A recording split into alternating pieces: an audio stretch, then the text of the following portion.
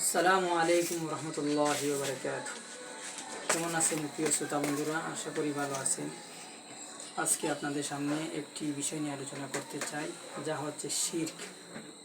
শিরক শব্দের অর্থ শরীক করা, অংশীদার সাব্যস্ত করা,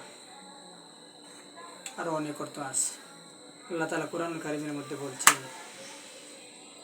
ইয়া বুনাইয়া লা তুশরিক বিল্লাহ ইন্না শিরকা লাযুলমুন আযীম। হযরত লোকমান একটি উপদেশ দিয়েছেন, বলছেন, হে আমার পুত্র, আমার বৎস, ইয়া বুনাইয়া লা তুশরিক বিল্লাহ, তুমি আল্লাহর সাথে কাউকে শরীক করো না। ইন্না শিরকা লাযুলমুন আযীম, নিশ্চয় শিরিক হচ্ছে সবচেয়ে বড় জুলুম।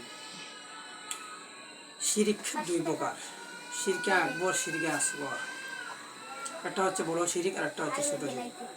নবী করিম সাল্লাল্লাহু আলাইহি ওয়াসাল্লাম বলছেন, আমি ভয় করি এমন একটি গুনার জন্য, যা হচ্ছে লোক দেখানো ইবাদত। রিয়া একটাও, লোক দেখানো ইবাদত, আরটা হচ্ছে একটা ছোট শিরক। আল্লাহ নবী বলছেন যে ওই ব্যক্তি শিরক করা অবস্থায় মারা গিয়েছে, সে জান্নাতে প্রবেশ করবে না। এত বড় একটা গুনাহ শিরক করা, আল্লাহর সাথে শরীক করা, আল্লাহ তাওহীদের সাথে শরীক করা।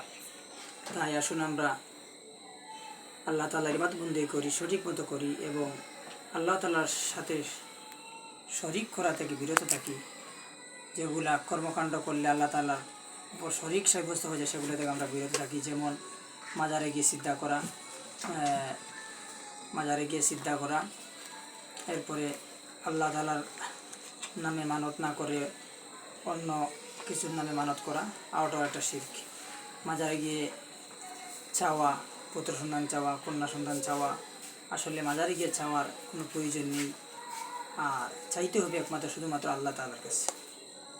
আল্লাহ তাআলা বলছেন, উদউনি আস্তাজিব লাকুম, তোমরা আমাকে ডাকো, আমি তোমাদের ডাকে সাড়া দেব। আসুন আমরা সেই শিরক থেকে, একটি বড়, সবচেয়ে বড় গুনাহ, সেই গুনাহ থেকে আমরা বাঁচি এবং আল্লাহ তাআলার সাথে শরীক না করি। আজকের জন্য এই পর্যন্ত। আগামী পর্বে আপনাদের সামনে আবারও দেখা হবে।